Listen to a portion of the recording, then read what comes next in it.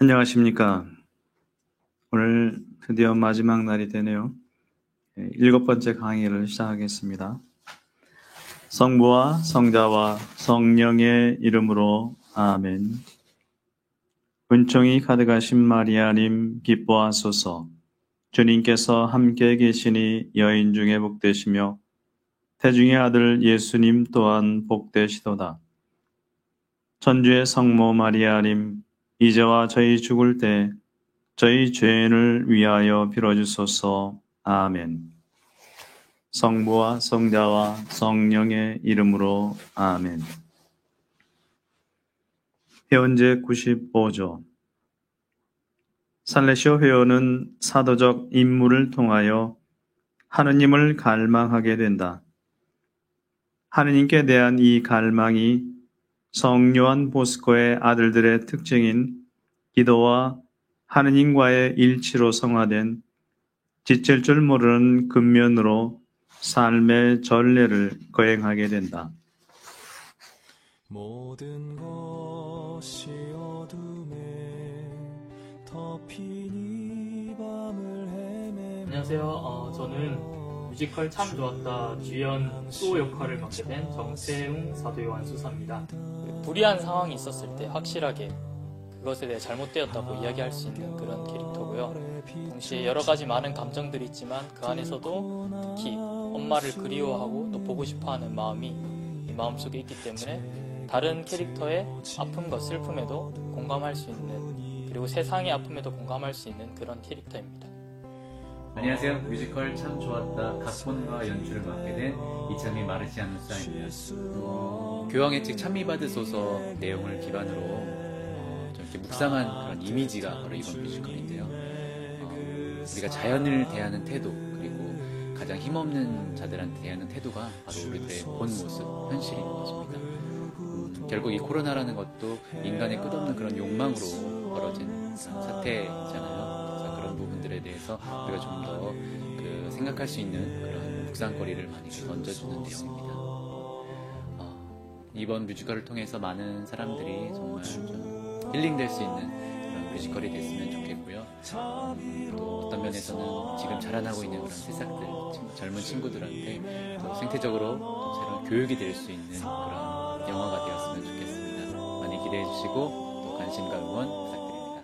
이 어둠을 비추소서. 우리 영혼 저 깊은 곳에 주님의 생명의 빛 끝없이 비춰주소서. 이번 시간에는 어둠 속에 빛으로 나아가도록 수도 생활을 초대합니다. 먼저 신안동공동체에서 이창민 수사님과 더불어 공동체 형제들이 또 수행들과 함께 참 좋았다 라는 영상을 만들어 주셔서 우리 살레시안들의 또 모습을 볼 수 있어서 좋았고, 또 이 시대에 우리 나름대로 복음에 응답하고 이 시대에 어떤 소리에 응답할 수 있는 그런 시간들이 된 것에 대해서 감사를 드립니다. 어둠 속의 빛에서는 배우며 사고하는 수도자를 필요로 하고 또 삶의 변화에 대한 준비를 해야 되는 것에 대해서 이야기합니다.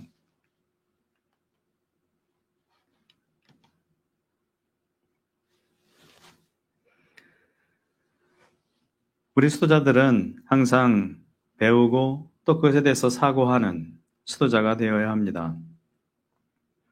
오늘날 누가 부당한 이윤을 추구하고 있는지 모르는 상태에서 사목 활동을 할 경우에 그 사도직 자체는 문제가 될 수 있습니다.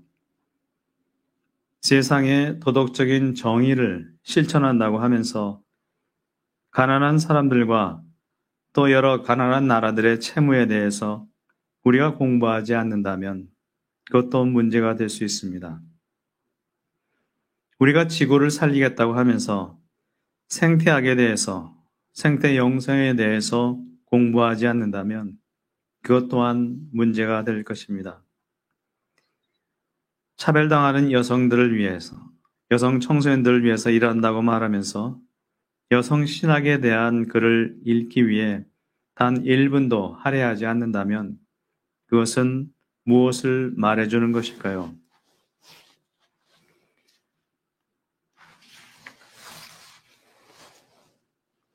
우리가 특정 청소년 자격증들은 많이 갖고 있습니다. 그러나 영적 삶이라는 커다란 문제를 다루는데 소홀한 살레시아는 더 이상 그 가치를 지닐 수 없습니다. 세상은 관상적인 사고를 통해 영적인 실천으로 나아가는 살레시안들을 필요로 합니다. 우린 먼저 어떤 일을 할지 할 일을 결정하기에 앞서 자신이 무엇에 대해 고민하고 질문하는지 알아야 합니다. 사회 현실을 알아야 하고 사회의 흐름을 공부해야 합니다.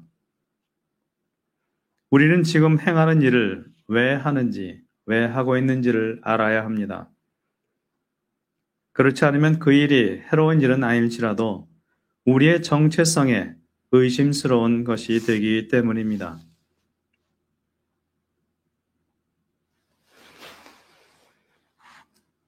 신심은 신학을 꼭 필요로 합니다. 우리가 배우고 깊이 연구하는 것을 크게 존중하지 않으면 수도회는 급속도로 신학에서 신심으로 이동하게 됩니다. 신심이 좋지 않다는 뜻이 아닙니다. 다만 신심만으로는 충분하지 않다는 뜻입니다. 신학이 없는 신심, 연구하지 않고 숙고하지 않는 신심은 비현실적인 신심이나 자기 만족으로 빠지게 됩니다. 신학을 기반으로 하는 신심은 순전히 개인적인 경험을 마치 그것을 비약시켜서 범우주적인 통찰로 비약하는 일이 없도록 해줍니다. 신학은 영적인 길로 나아가는 삶의 하나의 지도를 마련해 주는 것입니다.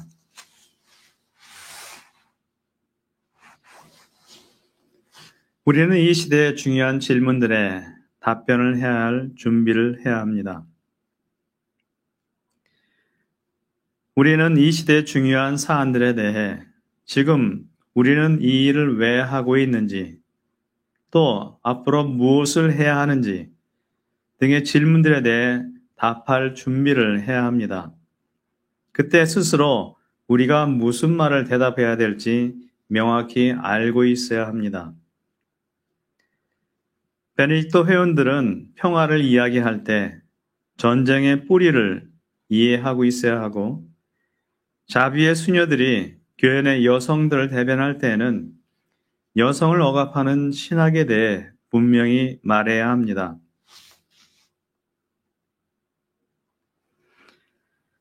프란치스코 회원들이 자연 속에서 하느님의 현존에 대해 설교하려면 환경 오염의 엄청난 해악을 설명할 수 있어야 합니다. 우리 살레시안들이 청소년들의 영혼 구원을 위해 일하려면 어떤 환경에서 청소년들의 영혼이 파괴되고 있는지를 설명할 수 있어야 합니다. 각 수도에서 모든 것을 답할 필요는 없지만 또 모든 것에 대해서 관심을 가져야 되지만 특정하게 수도회의 정체성 안에서 우리의 카리스마 안에서 이 세상에 이 시대가 요구하는 질문들에 답변을 준비해야 하고 그것을 위해서 우리는 공부해야 하는 것입니다. 우리는 해당 주제에 대한 열정과 실제 상황에 대한 전문적인 탐구를 통해서 이 세상의 증거자가 되어야 합니다.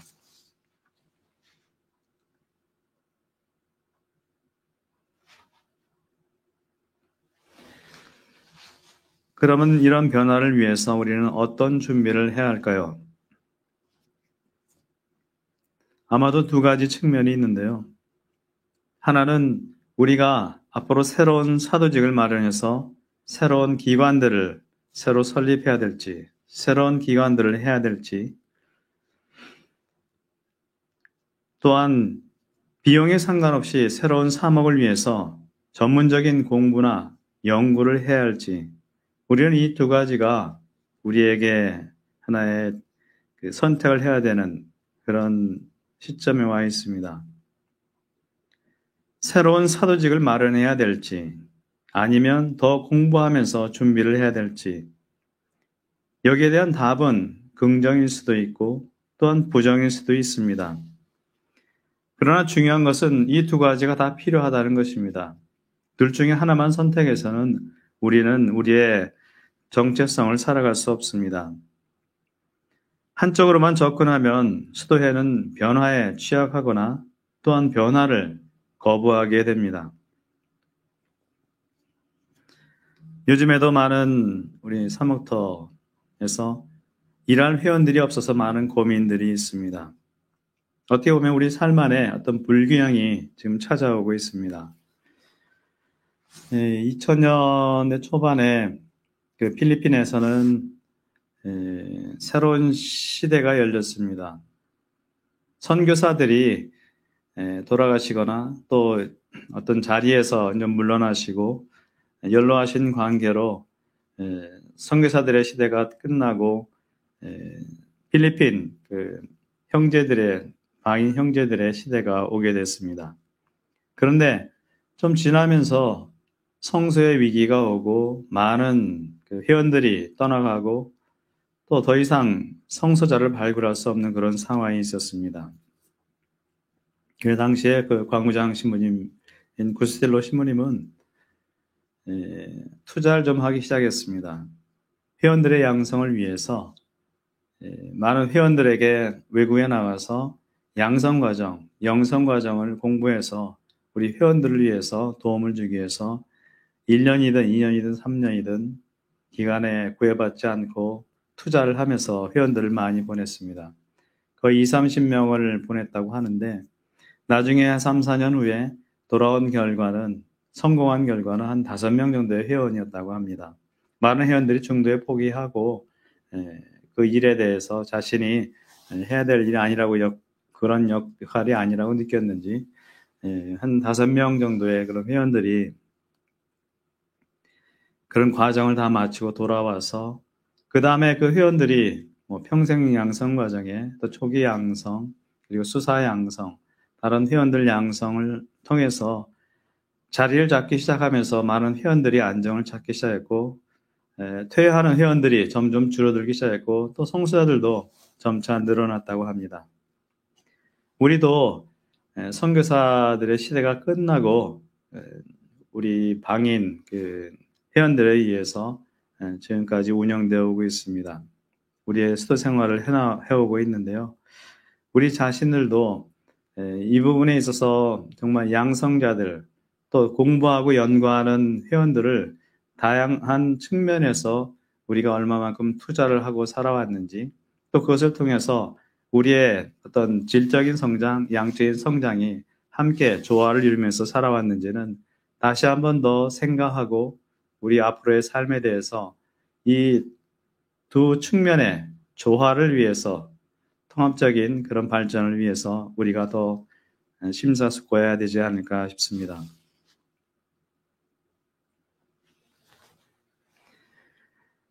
변화를 위해서는 우리는 명료한 가치를 마련해야 합니다. 우리는 필요에 따라 새로운 사업을 시작하기보다 우리 각각의 사목이 지닌 가치에 대해서 그리고 그 일의 카리스마적인 차원에 대해서 다 함께 숙고하고 평가하고 그렇게 해서 선택하고 결정을 해야 합니다. 하나님의 정의를 실현하기 위해 나아가는 길은 길고 힘든 여정에서 형제 회원들 서로가 동반자로서 그리고 지지자로서 명료한 가치를 함께 마련하고 확신으로 함께 나아가야 합니다.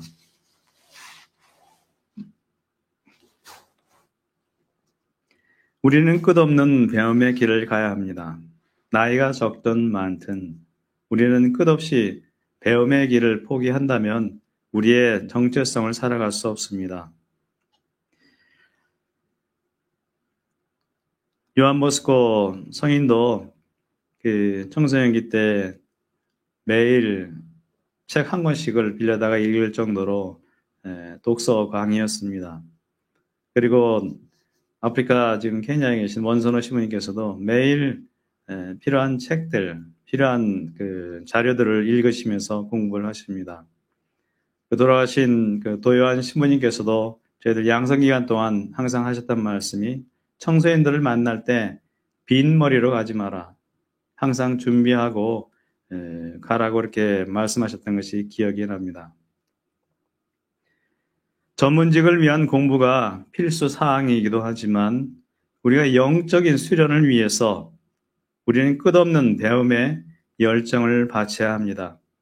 또 그런 역사를 가지고 있습니다.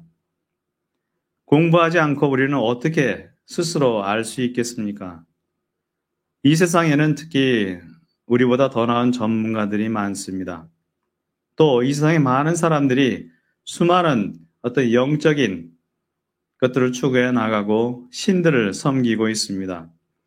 그런데 우리가 공부하지 않고 배우지 않고 어떻게 앞으로 무엇을 해야 될지 이 세상에 그리스도의 빛을 비출 수 있을지 우리는 공부하지 않고서는 알 수 없는 것입니다. 그저 우리는 기능인이 되거나 노동력이 되어서는 안 될 것입니다. 수도자들은 목소리를 가지고 있습니다. 예언적인 목소리를 가지고 있습니다. 수도자의 목소리는 사회적인 문제에 대해서 최상의 목소리를 내야 합니다. 신학적인 질문에 있어서도 우리는 가장 훌륭한 것을 말할 수 있어야 합니다. 사회적인 인식에 있어서도 우리는 가장 날카롭고 예민한 것을 지적할 수 있어야 합니다. 복음적 가치에 있어서도 우리는 가장 도전적인 것을 드러낼 수 있는 목소리가 되어야 합니다. 이런 것들을 위해서 개인적으로나 또 공동체적으로 그런 차원에서 우리는 공부하고 연구해야 할 것입니다.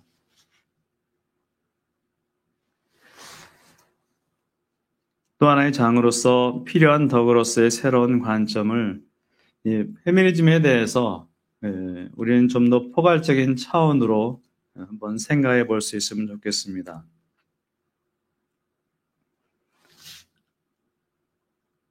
하느님은 자연 안에서나 또 사람들의 관계 안에서 매혹적으로 우리에게 자신을 드러내시는 분이십니다. 가끔씩 장미 향기를 맡거나 새벽녘에 호수를 바라보거나 언덕 풀밭에 앉거나 또 아기를 안아본 적이 없는 사람은 영성생활에 있어서도 충만하게 성장할 수가 없습니다. 그렇다고 우리가 매일 장미 향기만 맡고 호수만 바라보며 살 수는 없겠죠. 그러나 이런 자연적인 접촉들 안에서 우리 자신들은 하느님의 향기를, 하느님의 손길을 느낄 수 있는 그런 체험들을 할 수 있을 것입니다. 삶의 체험과 생명의 촉감을 거룩함의 등식에서 빼버리면 영성은 실체 없는 개념이 되어버리고 말입니다. 또한 우리 생명의 성사를 황폐한 곳으로 만들어버립니다. 그것이 바로 육하의 신비가 아닌가 생각합니다. 육체에 관련된 모든 체험을 만드신 하나님께서는 분명히 매혹적으로 현존하시는 감각적인 분이시라는 것을 우리는 매일의 삶 안에서 체험할 수 있을 것입니다. 그러나 우리는 삶을 이원론적으로 분리된 범주로 만들면서 살아오기도 했습니다. 영적인 것, 물질적인 것을 분리시켜서 우리는 마치 영적인 것만이 하느님께서 현존하시고 물질적인 것, 현세적인 것에는 하느님이 현존하지 않으신다는 그런 엄청난 잘못된 왜곡된 생각을 갖고 살아온 것입니다. 사람들은 자주 생물과 무생물로 구분을 하고 식물과 광물, 인간과 비인간, 흰색과 유색, 노예와 자유인, 남성과 여성 등 명확히 분리된 범주를 나누기를 좋아합니다. 그래서 우리와 세계를 세상을 서로 싸우는 관계로 만들었습니다.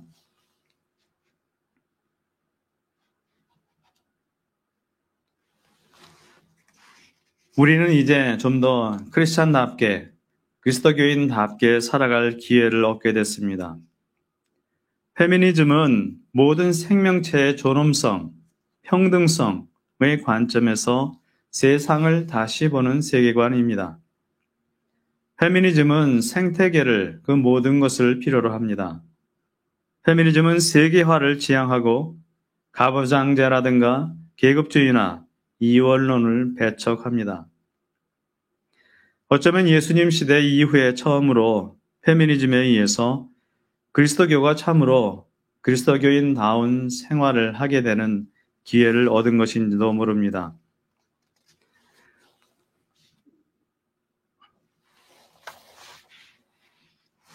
페미니즘은 여성다움에 관한 것만이 아닙니다. 또 그러한 것이 아닙니다.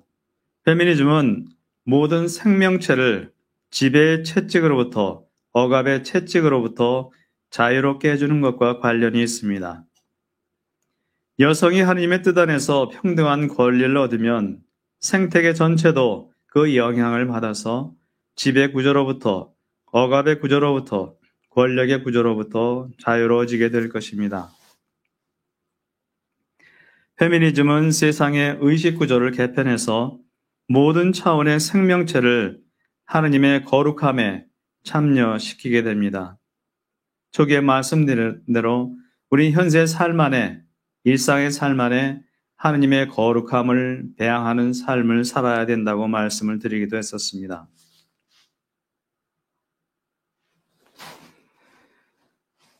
우리는 온전한 인간성, 완벽한 인간성이 아니라 온전한 인간성, 선과 악을 수용하고 빛과 어둠을 수용하고 낮과 밤, 또 인간의 그 어두운 면과 밝은 면들을 다 수용할 수 있는 그런 온전한 인간성에 투신하는 것입니다.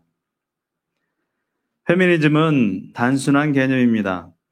모든 사람이 온전한 인간성을 누릴 수 있도록 모든 인간의 평등, 모든 자연사물과의 평등, 존엄성에 투신하는 것입니다. 우리는 함께 발전해야 합니다. 돈이 있다고 해서, 권력이 있다고 해서 인간이기 때문에 자신의 권리, 권한, 힘을 무작위로 사용하는 것이 아니라 힘이 있든 없든 약자이든 강자이든 모두가 함께 살아가야만 하는 시대적인 요구를 가지고 있습니다. 그것이 아마 코로나19가 우리에게 주는 가장 커다란 숙제이자 과제가 아닌가 싶습니다. 페미니즘은 세상과 만물을 보는 온전히 새로운 방식을 요구합니다. 즉, 권력 중심이 아니라 함께 더불어 살아가는 창조적인 관점에서, 이 세상을 창조하신 하느님의 관점에서 세상을 바라보아야 합니다. 페미니스트들에게 창조된 만물은 인류 발전에 유익한 선물들이기 때문에 돌봄과 존중의 대상이 됩니다. 올해 초에 교황님께서는 새 메시지를 주시면서 돌봄의 문화, 돌봄의 영성에 대해서 말씀하셨습니다. 우리 자신들이 세상의 약자들, 고통받는 사람들, 또 도움이 필요한 사람들에게 돌봄의 정신을 가지고 돌봄의 문화를 만들어 나가면서 돌봄의 영성을 살아야 된다고 분명히 말씀하셨습니다. 삶은 경쟁적인 적자 생존의 문제가 아닙니다. 어떻게 하면 우리 모두가 온전히 함께 발전하고 번영하는가에 대한 문제입니다.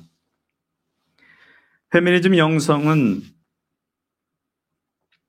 우리 안에 새로운 영성을 요청합니다.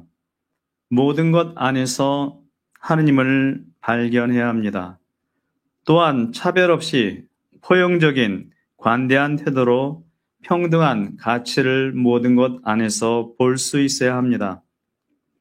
이 영성은 육하의 신비를 통해 세상 모든 것 안에 계신 하나님의 현존을 관상할 수 있는 영성입니다.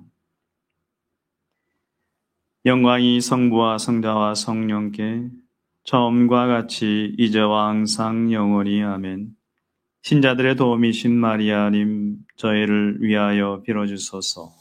성부와 성자와 성령의 이름으로 아멘. 감사합니다.